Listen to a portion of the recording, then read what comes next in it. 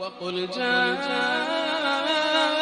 الحق وزهق الباطل إن الباطل كان زهوقا. إن الحمد لله نحمده ونستعينه ونستغفره ونعوذ بالله من شرور أنفسنا ومن سيئات أعمالنا. من يهده الله فلا مضل له ومن يضلل فلا هادي له. وأشهد أن لا إله إلا الله وحده لا شريك له وأشهد أن محمدا عبده ورسوله.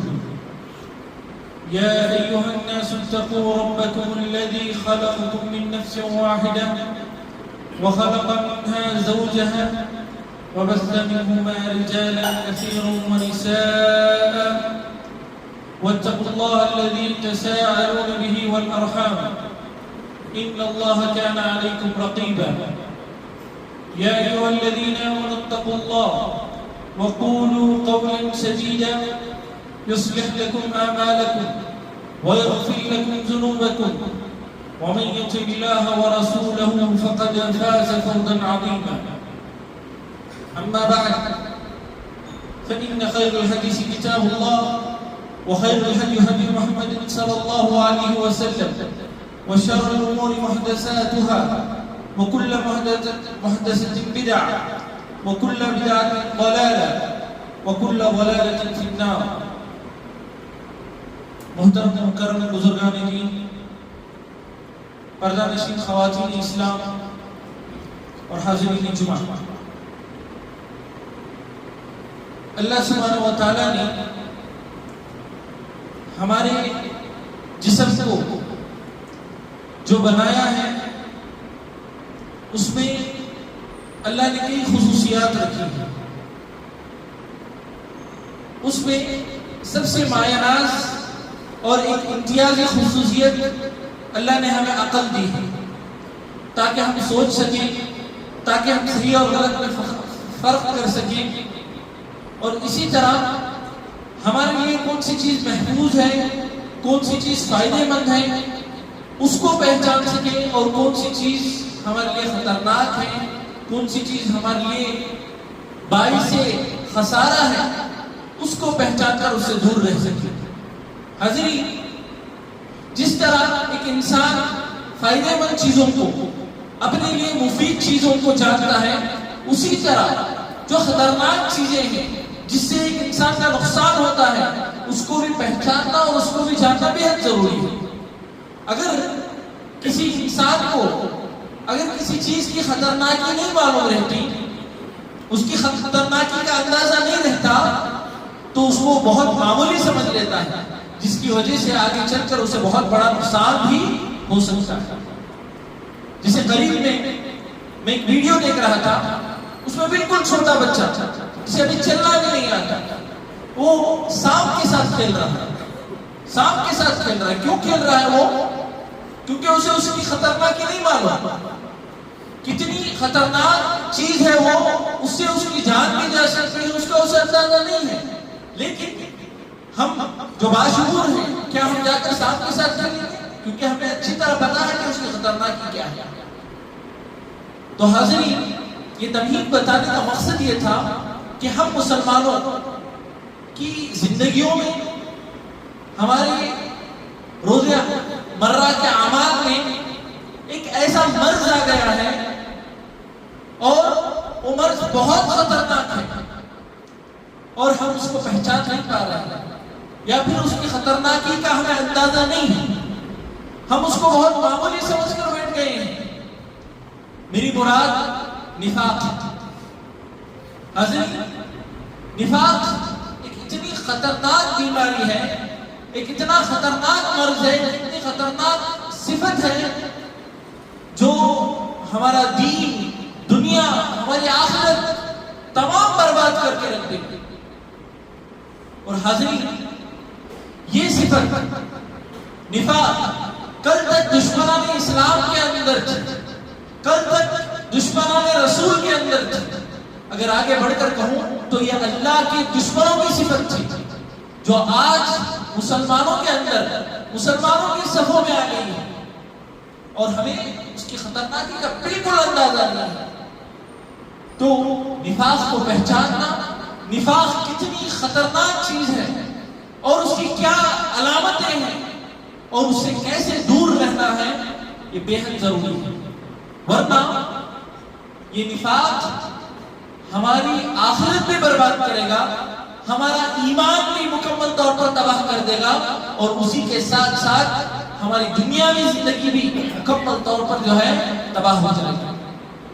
بہت خطرناک چیز ہے. تو سب سے پہلے ہم نفاق کی تعریف جانتے ہیں. نفاق کسے کہتے ہیں؟ نفاق کی تعریف علماء بہت آسان انداز میں جو بتاتے ہیں، اظہار الایمان و ابطال الکفر. بس دو ہی جملے، اظہار الایمان و ابطال الکفر. ایمان کو ظاہر کرنا، سامنے بتانا کہ میں مسلمان ہوں، میں ایک اللہ کو ماننے والا ہوں، رسول اللہ صلی اللہ علیہ وسلم کو میں کی رسالت کو تسلیم کرنے والا ہوں، لیکن ابطال الکفر، دل میں کیا چھپا کر رکھنا؟ کفر چھپا کر رکھنا. اسے کہتے ہیں نفاق. اسے کہتے ہیں نفاق کہ سامنے سے جو ہے مکمل طور پر ہم اللہ سبحانہ و تعالیٰ کی گواہی، رسول اللہ صلی اللہ علیہ وسلم کی گواہی لوگوں کو بتانے کے لیے دے رہے ہیں، لیکن ہمارے دل میں مکمل طور پر کفر چھپا ہوا ہے. اسے کہتے ہیں نفاق. اور حاضرین، اللہ سبحانہ و تعالیٰ نے منافقین اور اس نفاق جیسے مرض کو قرآن نے اچھی طرح واضح کیا ہے، جگہ جگہ پر واضح کیا ہے، بلکہ پورا ایک سورہ سورۃ المنافقین، پورا ایک سورہ ان کے نام سے نازل کیا ہے تاکہ ہم جو ہے نا ان کے صفات کو پہچانیں، ان کے انجام کو پہچانیں. منافقین کہاں جائیں گے؟ اللہ نے کیا کہا؟ فی الدرک الاسفل، جہنم میں جائیں گے اور جہنم میں بھی سب سے نچلے درجے میں منافقین رہیں گے. اللہ نے پورا کا پورا سورہ جو ہے منافقین کے نام سے جو ہے نازل کیا. اور اسی کے ساتھ ساتھ اللہ نے دیگر جگہ بلکہ 300 سے زائد آیتیں ایسی ہیں جو صرف اور صرف منافقین کے بارے میں، 300 سے زائد آیتیں. اور امام ابن قیم رحمہ اللہ فرماتے ہیں کان القرآن ان یکون کلہ فی شأنہ. امام ابن قیم رحمہ اللہ فرماتے ہیں کہ بہت قریب تھا، بہت ممکن تھا کہ پورا کا پورا قرآن ان کی شان میں نازل ہو جائے. منافقین کے اوصاف میں، منافقین کے کردار میں، منافقین کے انجام میں پورا کا پورا قرآن ان کی شان میں نازل ہو جائے، یہ بہت ممکن ہے. کیوں؟ کیونکہ کفار سے جتنا نقصان ہوا ہے اس سے کہیں زیادہ جو ہے منافقین سے نقصان ہوا ہے. اس سے کہیں زیادہ جو ہے مسلمان کو، اسلام کو، رسول اللہ صلی اللہ علیہ وسلم کو، صحابہ کو مکمل طور پر منافقین سے جو ہے نقصان ہوا ہے. تو نفاق کو پہچاننا، نفاق کو جاننا، اگر ہماری زندگیوں میں نفاق آ گیا ہے تو اسے پہچان کر اس سے دوری حاصل کرنا بے حد ضروری ہے. حضرین، علماء نے نفاق کی دو قسمیں بیان کی ہیں، ایک نفاق اکبر اور دوسرا ہے نفاق اصغر. ایک بڑا نفاق اور ایک چھوٹا نفاق. اور اس کو علماء نے اس ناحیے سے تقسیم کیا ہے کہ نفاق اکبر جو ہے وہ عقدی نفاق ہے، جس کے عقیدے میں نفاق پایا جاتا ہے، جسے میں نے ابھی بتایا. سامنے کو جو ہے لا الہ الا اللہ محمد رسول اللہ کی گواہی دے رہے ہیں لیکن اندر کفر ہے. یہ کیا ہے؟ خالص عقیدے میں نفاق ہے، یہ نفاق اکبر ہے. اگر کسی کا اعمال میں نفاق ہے تو وہ نفاق اصغر ہے. نام مسلمان کا ہے لیکن کام کس کا کر رہے ہیں؟ کافرانہ کام ہے. نام ہم مسلمان کا رکھیں گے، ساری دنیا کو بتا رہے ہیں کہ ہم ایک اللہ کو ماننے والے ہیں، لیکن جو ہے مکمل ہماری زندگی میں ہر وہ کام ہے جو ایک منافق کر رہا ہے یا پھر ایک کافر کر رہا ہے، ہر وہ کام شامل ہے. تو عملی نفاق، تو دونوں طرح کے نفاق سے بچنا جو ہے بے حد ضروری ہے، بے حد ضروری ہے. اور جو نفاق اکبر ہے وہ نفاق اکبر ہے، وہ خالص کفر ہے. یاد رکھیے، نفاق اکبر خالص کفر ہے. اگر کوئی زبان سے جو ہے کتنا بھی دعوے کر لے، اگر اس کے دل میں ایمان نہیں ہے تو یاد رکھ لیجئے وہ سچا اور پکا مسلمان نہیں ہے. کیونکہ ایمان کی تعریف علماء نے کیا الاقرار باللسان والتصدیق بالجنان والعمل بالارکان. رسول علماء نے تعریف کیا بیان کی؟ ہمیں زبان سے اقرار کرنا ہے کہ ہم جو ہے اللہ سبحانہ و تعالیٰ کو ایک مانتے ہیں، رسول اللہ صلی اللہ علیہ وسلم کو آخری نبی، دل سے اقرار کرتے ہیں اور اس کے ساتھ ساتھ ہم عمل کر کے بتاتے ہیں۔ یہ تینوں کے مجموعے کو جو ہے نا ایمان کہا جاتا ہے۔ اور اگر ہم صرف زبانی دعوے کر رہے ہیں اور ہمارے دل میں اور عمل میں وہ چیز ظاہر نہیں ہے تو یاد رکھ لیجیے کہیں نہ کہیں ہمارے اندر نفاق پایا جاتا ہے۔ تو یہ نفاق اکبر کیا ہے؟ عقلی نفاق ہے۔ اور دوسرا جو نفاق ہے نفاق اصغر، اسے وہ کیا ہے؟ عملی نفاق۔ تو دونوں طرح کے نفاق سے ہمیں مکمل طور پر اپنے آپ کو بچانے کی کوشش کرنا چاہیے۔ میں آپ لوگوں کو چند مثالیں دیتا ہوں نفاق اکبر کی اور نفاق اصغر کی۔ دیکھیے جو عقلی نفاق ہے اس سے متعلق اللہ سبحانہ و تعالیٰ نے سورہ بقرہ میں صاف طور پر بتایا، وَمِنَ النَّاسِ مَن يَقُولُ آمَنَّا بِاللَّهِ وَبِالْيَوْمِ الْآخِرِ وَمَا هُم بِمُؤْمِنِينَ۔ اللہ سبحانہ و تعالیٰ نے بتایا لوگوں میں سے بعض لوگ ہیں وہ کہتے ہیں آمنا باللہ، ہم نے اللہ پر ایمان لایا اور آخرت کے دن پر ایمان لایا، لیکن اللہ سبحانہ و تعالیٰ گواہی دے رہا ہے وہ ایمان، وہ مومن نہیں ہے، وہ مومن نہیں ہے، صرف زبانی دعوے کر رہے ہیں وہ لوگ، وہ مومن نہیں ہے۔ یہ کون ہے؟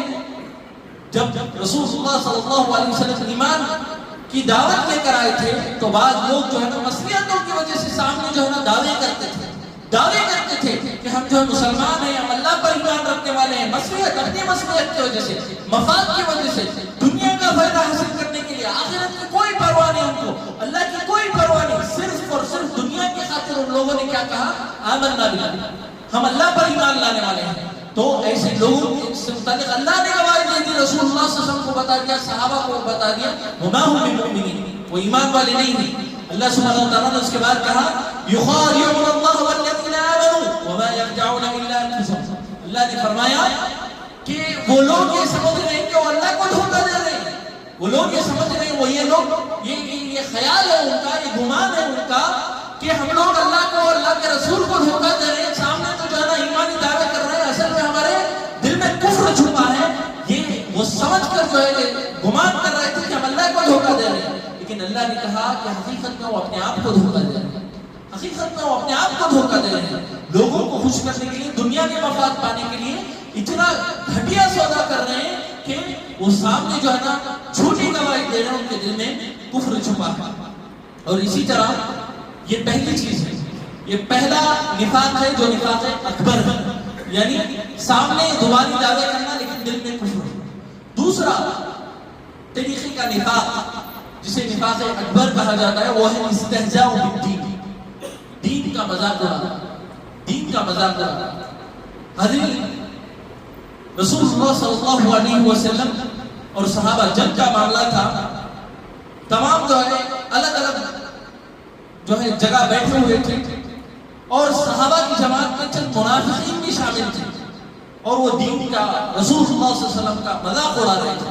اللہ سبحانہ و تعالیٰ نے یہ آیت نازل کر دی اور کہا وَلَئِن سَأَلْتَهُمْ لَيَقُولُنَّ إِنَّهَا كُنَّا نَخُوضُ وَنَلْعَبُ، اگر جا کر تم منافقین سے سوال کرو گے کہ تم اللہ کے بارے میں، رسول اللہ صلی اللہ علیہ وسلم کے بارے میں نعوذ باللہ ایسی باتیں کر رہے تھے، اپنے آپ کو مسلمان کہہ رہے ہو اور اللہ کے بارے میں، رسول اللہ صلی اللہ علیہ وسلم کے بارے میں، اسلام کے بارے میں ایسی باتیں کر رہے تھے، تو اللہ نے پہلے کہہ دیا وہ لوگ کیا کہیں گے؟ نخوض ونلعب، ہم بس جو ہے نا مذاق کر رہے تھے، ہم بس جو ہے نا مذاق کر رہے تھے، ہمارا اصل ارادہ ویسے کہنے کا نہیں تھا، ہم مذاق میں جو ہے نا اس طرح کہتے ہیں۔ تب اللہ سبحانہ و تعالیٰ نے کہا اے محمد قل، کہہ دو اے محمد ابی اللہ و آیاتہ و رسولہ، کیا ان کو اللہ اور اس کے رسول ہی ملے مذاق کرنے کے لیے؟ اللہ اور اس کے رسول ہی کے ساتھ وہ مذاق کر رہے ہیں؟ تو یہاں اللہ سبحانہ و تعالیٰ نے صاف طور پر بتا دیا کہ یہ چیز منافقوں کی صفت ہے کہ وہ اللہ کے ساتھ، اللہ کے معاملات کے ساتھ، اللہ کے دین کے ساتھ اور رسول اللہ صلی اللہ علیہ وسلم کی تعلیمات کے ساتھ یہ نفاق، یہ مذاق جو ہے نا نفاق ہے اور نفاق اکبر۔ اور آج دین کا مذاق اڑانے کے لیے، ہماری نمازوں کا مذاق اڑانے کے لیے، ہماری عبادتوں کا مذاق اڑانے کے لیے دوسروں کی بالکل ضرورت نہیں۔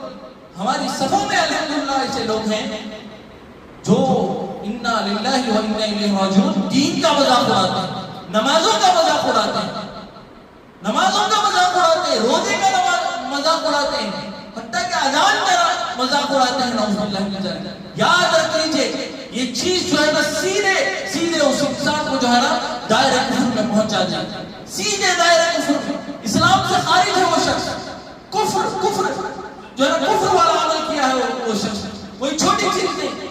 ہمارے مسلمانوں کے اسٹیٹس دیکھیے، ان کے سوشل میڈیا پر جو ہے جو وہ ویڈیو شیئر کرتے ہیں وہ دیکھیے، ہر ناحیے سے مذاق اڑایا جا رہا ہے۔ استہزاء کی دین جو ہے نا کفر ہے، یاد رکھ لیجیے، اور سیدھے وہ شخص جو ہے نا اسلام سے خارج ہے۔ نفاق اکبر میں علماء نے اس کو شامل کیا ہے۔ تو اگر ہمارے اندر جو ہے اللہ کی دین کا، اللہ کی عبادتوں کا احترام نہیں رہے گا، تقدس نہیں رہے گا، تبھی وہ چیز آئے گی، تبھی یہ تمام چیزیں آئیں گی۔ ہمیں احترام نہیں ہے خوراک کا، ہمیں احترام نہیں ہے اذان کا، جس کی وجہ سے کیا ہو رہا ہے، ہم جو ہے ہمارے دلوں میں مرض آ گیا ہے، ہمارے دلوں میں نفاق آ گیا ہے، جس کی وجہ سے جو ہے ایسے ویڈیوز ہم خود بھی شیئر کرتے ہیں، بلکہ اس پر ہنستے ہیں، نعوذ باللہ من ذالک۔ ہمارا ایمان جاگ جانا چاہیے۔ منافقوں کا عمل جو ہے آج ہم کر رہے ہیں۔ اور اسی طرح تیسرا عمل الافساد فی الارض، زمین میں فساد برپا کرنا، زمین میں فساد برپا کرنا۔ دیکھیے اللہ سبحانہ وتعالیٰ نے کہا وَإِذَا قِيلَ لَهُمْ لَا تُفْسِدُوا فِي الْأَرْضِ قَالُوا إِنَّمَا نَحْنُ مُصْلِحُونَ۔ منافقین سے کہا جاتا تھا کیوں زمین میں فساد برپا کر رہے ہو؟ منافقین کا یہی مسئلہ تھا، کیسے بھی اسلام کو نقصان ہو۔ آج جو ہے مسلمان جانتے ہوئے یا انجانے میں ایسے کام کر رہے ہیں جس کی وجہ سے صرف اور صرف اسلام کو نقصان ہو رہا ہے۔ ایسے جذبات میں آ کر ایسے کام کر دیتے ہیں، اور جو ہے نا جذبات میں آ کر ایسے اقدام اٹھا دیتے ہیں جس کی وجہ سے سیدھے الزام جو ہے اسلام پر آتا ہے، سیدھے الزام رسول اللہ صلی اللہ علیہ وسلم کی تعلیمات پر آتا ہے۔ دیکھیے جذبات کا کوئی عمل دخل نہیں ہے اسلام میں، یاد رکھ لیجیے۔ ہمیں صرف اور صرف دعوت و تبلیغ بھی کرنا ہے، خود کا دفاع بھی کرنا ہے، اور اگر کوئی اسلام پر اور اللہ کے رسول پر یا اللہ پر یا ہماری کتاب پر انگلی بھی اٹھائے، تب بھی جو ہے نا اسلام کو پکڑ کر ہمیں چلنا ہے۔ ہمیں ان کا دفاع، ان کا رد اور جو ہے نا ان کا جواب بھی اسلام کے ناحیے سے دینا ہے۔ ہم جذبات میں آ کر کچھ بھی کریں اور اس کی وجہ سے بڑا فتنہ ہو، ایسا ہرگز نہیں کرنا چاہیے۔ تو یہ بھی ایک صفت ہے منافقین کی کہ جو ہے نا وہ مکمل طور پر جو ہے زمین میں فساد برپا کرتے تھے۔ اور اسی طرح اب نفاق اصغر کی اگر بات کریں، عملی نفاق کی اگر بات کریں تو اس کی کافی مثالیں ہیں۔ میں 2 احادیث آپ لوگوں کے سامنے ذکر کرتا ہوں جس سے متعلق جو ہے نا اشارتاً رسول اللہ صلی اللہ علیہ وسلم نے ایسے اعمال کا ذکر کیا ہے جو صاف طور پر منافقین کے تھے، لیکن وہ آج ہم مکمل طور پر ہماری زندگیوں میں شامل کر کے اس کو بغیر کسی فکر کے، بغیر کسی افسوس کے ہم اس کو ہماری زندگیوں میں شامل کر کے چل رہے ہیں۔ دیکھیے بخاری کی روایت ہے، عبداللہ ابن عمر رضی اللہ عنہ فرماتے ہیں رسول اللہ صلی اللہ علیہ وسلم نے فرمایا، شروعاتی جو رسول اللہ صلی اللہ علیہ وسلم نے اس حدیث میں بات کی اس کو توجہ سے سنیے، پھر اس کے بعد جو رسول اللہ صلی اللہ علیہ وسلم نے صفات گنائے پھر اس کے بعد اسے سنیے۔ رسول اللہ صلی اللہ علیہ وسلم نے فرمایا اربع من کن فیہ کان منافقا خالصا۔ پہلا جملہ رسول اللہ صلی اللہ علیہ وسلم کا کیا ہے؟ رسول اللہ صلی اللہ علیہ وسلم نے فرمایا 4 صفات اگر کسی کے اندر آ جائے تو وہ خالص منافق ہے۔ کیا کہا؟ منافقا خالصا۔ رسول اللہ صلی اللہ علیہ وسلم کے الفاظ ہیں، منافق خالص منافق ہے۔ یہیں پر نہیں رکے، آگے رسول اللہ صلی اللہ علیہ وسلم نے فرمایا وَمَنْ كَانَتْ فِيهِ خَصْلَةٌ مِّنْهُ كَانَتْ فِيهِ خَصْلَةٌ مِّنَ النِّفَاقِ۔ رسول اللہ صلی اللہ علیہ وسلم نے فرمایا 4 میں سے اگر کسی کے اندر ایک خصلت پہ آ جائے تو وہ مکمل طور پر اس کے اندر نفاق کی خصلت آ گئی ہے، حتی یدعها، یہاں تک کہ وہ اسے چھوڑ دے۔ جب تک وہ نہیں چھوڑے گا اس کے اندر جو ہے نا نفاق مکمل طور پر گھر کر گیا ہے۔ پھر اس کے بعد رسول اللہ صلی اللہ علیہ وسلم نے فرمایا، یاد رکھ لیجئے یہ منافقین کی صفات بتا رہا ہوں، منافقین کی صفات بتا رہا ہوں۔ ایسا لگ رہا ہے یہ پڑھتے ہوئے کہ یہ مسلمانوں کی صفات ہے، نعوذ باللہ، اللہ ہم تمام کو محفوظ رکھے۔ دیکھیے رسول اللہ صلی اللہ علیہ وسلم نے فرمایا اذا اؤتمن خان، جب امانت دی جائے تو منافق کیا کرتا ہے؟ خیانت کرتا ہے۔ وَإِذَا حَدَّثَ كَذَبَ، اور جب بات کرتا ہے تو جھوٹ بولتا ہے۔ وَإِذَا عَاهَدَ غَدَرَ، جب وعدہ کرتا ہے تو وعدہ خلافی کرتا ہے۔ وَإِذَا خَاصَمَ فَجَرَ، اور جب جھگڑا کرتا ہے تو گالی دیتا ہے۔ یہ 4 صفات رسول اللہ صلی اللہ علیہ وسلم نے کس کے بتائے؟ منافقون کے۔ اور یہ بتایا کہ اگر یہ 4 صفاتوں میں سے ایک صفت بھی کسی کے اندر آ جائے تو اس کے اندر نفاق آ گیا ہے، اس کے اندر نفاق آ گیا ہے۔ میرے بھائیوں، یہ حدیث صاف طور پر ثابت کر رہی ہے کہ ایک مسلمان جھوٹا نہیں ہو سکتا، ایک مسلمان خائن نہیں ہو سکتا، ایک مسلمان جو ہے نا کسی کی امانت میں خیانت نہیں کر سکتا۔ یہ منافقین کے اعمال ہیں۔ ایک مسلمان جو ہے اپنے وعدے سے نہیں مکر سکتا، ایک مسلمان جو ہے گالی نہیں دے سکتا۔ اور رسول اللہ صلی اللہ علیہ وسلم نے فرمایا وَإِذَا خَاصَمَ فَجَرَ، جھگڑتے وقت بھی گالی نہیں دے سکتا ایک مسلمان۔ یہاں تک رسول اللہ صلی اللہ علیہ وسلم نے فرمایا ہے۔ آج جھگڑنا تو دور کی بات، ایسے ہی عام بات چیت میں لوگ گالیاں دے رہے ہیں۔ گالیاں دینا فیشن بن گیا ہے۔ ایک دوست اپنے دوسرے دوست کو جو ہے نا گالی دے کر بلا رہا ہے، نعوذ باللہ من ذالک۔ دنیا والے جو بھی کریں، ہمیں جو ہے نا مکمل طور پر رسول اللہ صلی اللہ علیہ وسلم کی اندھی تقلید کرنا چاہیے۔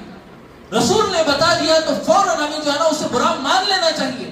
دنیا والے لوگ اسے کتنا ہی زیادہ جو ہے فیشن کے نام پر کریں، لوگ اسے جو ہے نا مکمل طور پر اپنے اسٹیٹس کا مسئلہ بنا لیں، کچھ بھی بنا لیں، ہم رسول اللہ صلی اللہ علیہ وسلم کی اندھی تقلید کریں گے، آنکھ بند کر کے رسول اللہ صلی اللہ علیہ وسلم کی تعلیمات کو مانیں گے۔ رسول اللہ صلی اللہ علیہ وسلم نے دیکھیے یہ چیزیں جو آج ہر مسلمان کے اندر شامل ہیں، اللہ ہمیں تمام کو محفوظ رکھے۔ اسے منافقوں کی خصلت کا ہے، منافقوں کی خصلت۔ جھوٹ بولنا مکمل طور پر عام ہو گیا ہے، ہر بات پر جو ہے نا جھوٹ بولا جاتا ہے۔ امانت پر خیانت مکمل طور پر ہو رہی ہے، اپنوں کی امانت پر خیانتیں ہو رہی ہیں، دوسروں کی تو دور کی بات، بھائی بہن کی، بہن بھائی کی مکمل طور پر امانتوں میں خیانت ہو رہی ہے۔ اور وعدے کر کر بھول جاتے ہیں کہ کیا وعدے کیے تھے۔ اللہ کا وعدہ بھولنے والے لوگوں کا وعدہ کیا یاد رکھیں۔ تو میرے بھائیوں، ہمیں ان علامتوں سے اپنے آپ کو مکمل طور پر محفوظ رکھنے کی کوشش کرنا چاہیے۔ اور اسی طرح رسول اللہ صلی اللہ علیہ وسلم نے ایک اور منافقین کی صفت یہ بتائی، التخلف عن الصلاۃ، نماز سے پیچھے رہنا، نماز سے پیچھے رہنا، نماز چھوڑنا نہیں۔ منافقین کی صفت جو ہے نا نماز چھوڑنا نہیں، نماز سے پیچھے رہنا۔ کیونکہ اس دور میں صرف کافر ہی نماز چھوڑتا تھا۔ رسول اللہ صلی اللہ علیہ وسلم کے دور میں صرف ایک کافر ہی نماز چھوڑتا تھا۔ آج مسلمان مکمل طور پر 5 وقت کی نماز بھی بڑی آسانی سے چھوڑ دیتے ہیں۔ آپ لوگوں کو آج بھی ایسے لوگ مل جائیں گے جن کو آپ رات میں اگر مل کر پوچھیں تو آپ نے کیا 5 وقت کی نماز ادا کی، تو ایک بھی جواب نہیں دے پائیں گے کہ میں نے ایک نماز تو پڑھی، ایک بھی جواب نہیں دے پائیں گے۔ رسول اللہ صلی اللہ علیہ وسلم نے کہا، صحابہ باقاعدہ طور پر یہ کہتے تھے کہ اگر کوئی پابندی سے آخری صفوں میں آ رہا ہے تو ہم سمجھتے کہ وہ منافق ہے، ہم سمجھتے کہ وہ منافق ہے۔ پابندی سے اگر آخری کی صفوں میں آ رہا ہے تو منافق بھی اس وقت میں جو ہے نا کم از کم دنیا کے خاطر، کم از کم جو ہے رسول اللہ صلی اللہ علیہ وسلم کے ڈر سے یا اپنی دنیاوی مصلحتوں کے جو ہے نا غرض سے آخری صفوں میں تک آ جاتے تھے۔ آج ہمارے مسلمانوں کو اتنی بھی توفیق نہیں ہو رہی، اتنی بھی توفیق نہیں ہو رہی ہے۔ دیکھیں اللہ سبحانہ و تعالیٰ نے کیا کہا، فَوَيْلٌ لِّلْمُصَلِّينَ الَّذِينَ عَنْ صَلَاتِهِمْ سَاهُونَ۔ اللہ سبحانہ و تعالیٰ نے یہ آیت کس کے لیے نازل کی ہے؟ وہ لوگ جو ہے نا نمازوں میں سستی کرتے، نماز تو پڑھتے ہیں۔ اللہ نے کیا کہا، فَوَيْلٌ لِّلْمُصَلِّينَ، مصلیوں کے لیے جو نماز آ کر پڑھتے ہیں ان لوگوں کے لیے بربادی ہے، تباہی ہے۔ اللہ کی طرف سے یہ فرمان ہے۔ اور وہ پڑھتے تو ہیں لیکن جو ہے تساہل، سستی، آخری صفوں میں آتے ہیں یا کبھی نہیں آتے یا کبھی جو ہے نا نماز چھوٹ جاتی ہے، اس طرح کے مسائل۔ یہ منافقین کی علامت بتائی گئی، نماز میں سستی۔ آج ہم نماز چھوڑ رہے ہیں، نماز چھوڑنا یاد رکھ لیجیے کفر ہے۔ ایک نماز بھی اگر جان بوجھ کر آپ چھوڑتے ہیں تو وہ میری بات نہیں ہے، یہ رسول اللہ صلی اللہ علیہ وسلم نے فرمایا فقد کفر، اس نے کفر کیا ہے، اس نے کفر کیا ہے۔ رسول اللہ صلی اللہ علیہ وسلم نے صاف طور پر بتا دیا ہے۔ اس وجہ سے نمازیں چھوڑنا ہو یا نماز میں تساہل ہے، یہ دو جو ہے نا کبیرہ گناہ ہے، یاد رکھ لیجیے۔ اور اسی طرح میں آخری چیز بتا کر اپنی بات کو ختم کروں گا کہ صحابہ اور ہماری اسلاف کے اندر کتنا زیادہ نفاق سے متعلق ڈر تھا۔ حنظلہ رضی اللہ عنہ اور ابو بکر رضی اللہ عنہ کا واقعہ ہم جانتے ہیں۔ حنظلہ رضی اللہ عنہ ایک مرتبہ پریشان ہو کر بیٹھے ہوئے، ابو بکر رضی اللہ عنہ پہنچے اور پہنچ کر کیا سوال کرتے ہیں، کیا پوچھتے ہیں، حنظلہ کیوں پریشان ہو، کیوں تم جو ہے نا رو رہے ہو؟ تو حنظلہ رضی اللہ عنہ فرماتے ہیں کہ منافق ہو گئے. کیوں, کیا مسئلہ ہے, کیا مسئلہ ہے؟ تو حنظلہ رضی اللہ عنہ بیان کرتے ہیں کہ جب بھی میں رسول کی مجلس میں ہوتا ہوں تو میرا ایمان تازہ ہوتا ہے. جیسے ہی میں اپنے گھر میں اپنی بیوی بچوں کے درمیان آ جاتا ہوں تو میرا ایمان گھٹ جاتا ہے. اور ابو بکر کہتے ہیں کہ میرا بھی یہی مسئلہ ہے, میرا بھی یہی مسئلہ ہے. ابو بکر کون تھے؟ سب سے پہلے ایمان لانے والے مرد حضرات میں سب سے پہلے ایمان لانے والے ابو بکر. ہجرت کے واقعات کو لوگ جو ہے نا مذاق بنا رہے تھے. ابو بکر نے کہا صدق تم, میں جو ہے نا اگر رسول نے کہا ہے کہ تو میں مانوں گا, آپ مجھے پاگل کہو میں مانوں گا. ایسا مضبوط ایمان رکھنے والے. آپ صلی اللہ علیہ وسلم کے بعد اگر اس دنیا میں سب سے افضل کوئی ہے تو ابو بکر ہیں. وہ کہہ رہے ہیں کہ میرے اندر نفاق آ گیا ہے, میرے اندر نفاق آ گیا ہے. پھر رسول اللہ صلی اللہ علیہ وسلم کے پاس جا کر ماجرا سناتے ہیں تو رسول اللہ صلی اللہ علیہ وسلم بتاتے ہیں کہ اگر ایمان کی حالت ہر جگہ جو ہے برابر رہ جائے, ہر جگہ مکمل طور پر اونچی رہ جائے تو فرشتے آ کر آپ سے ملاقاتیں کریں گے. تو ایسا نہیں ہوگا, ایسا ممکن نہیں ہے. بہرحال اس کے بعد رسول اللہ صلی اللہ علیہ وسلم تو صحابہ کے اندر دیکھیں جو ہے نفاق کا کتنا زیادہ ڈر تھا. ابن ابی ملیکہ وہ فرماتے ہیں ادرکت 30 من اصحاب النبی, میں نے 30 صحابہ سے میری ملاقات ہوئی. کلہم یخافون النفاق علی نفسی, سب لوگ جو ہے نا اپنے نفس سے متعلق نفاق سے ڈرتے تھے کہ میرے اندر نفاق کہیں شامل نہ ہو جائے. ابو درداء رضی اللہ عنہ فرماتے ہیں کہ ہر تشہد کے بعد یعنی ہر نماز کے بعد میں جو ہے نا نفاق سے پناہ مانگتا تھا کیونکہ مجھے ڈر تھا کہ میرے اندر نفاق نہ شامل ہو جائے. تو حضرت اس طرح کی کئی مثالیں ہیں جس میں جو ہے نا صحابہ باقاعدہ طور پر جو ہے ہمارے اسلاف نفاق سے پناہ مانگتے تھے اور یہ سوچتے تھے کہ کہیں ہم منافق نہ بن جائیں. تو ہمارے اعمال کا جائزہ لینا اور منافقین کے صفات کو پڑھنا اور جاننا اور ان سے دوری بنائے رکھنا یہ بے حد ضروری ہے. یہ نفاق کوئی چھوٹی چیز نہیں ہے. یہ نفاق چاہے وہ اصغر ہو یا اکبر ہو, اگر اصغر ہے تو ہمیں اکبر تک پہنچائے گا اور اکبر جو ہے نا ہمیں سیدھا کفر میں پہنچا دے گا. تو یہ کوئی چھوٹی چیز نہیں ہے. مسلمان ہے تو ہمیں خالص مسلمان بن کے زندگی گزارنے کی کوشش کرنا چاہیے اور اس کے لیے خوب دعائیں کرنا چاہیے. اور اگر کوئی منافق بنتا ہے تو اس کی سب سے بڑی وجہ علماء بتاتے ہیں کہ اللہ پر توکل کی کمی, اللہ پر یقین کی کمی. اگر کسی کے اندر جو ہے اللہ پر یقین کی کمی رہے گی تو اس کے اندر ضرور نفاق آئے گا. تو اس وجہ سے جو ہے نا اللہ سے اپنے تعلق کو مضبوط کرنے کی کوشش کیجیے. آخر میں اللہ سبحانہ و تعالیٰ سے دعا ہے, اللہ سبحانہ و تعالیٰ ہم تمام کو جو بھی منافقین کی صفات ہیں ان کو جان کر ان سے مکمل طور پر دوری بنائے رکھ کر ہماری زندگی خالص اسلامی تعلیمات کے اعتبار سے گزارنے کی توفیق عطا فرمائے. آمین. وآخر دعوانا ان الحمد للہ رب العالمین.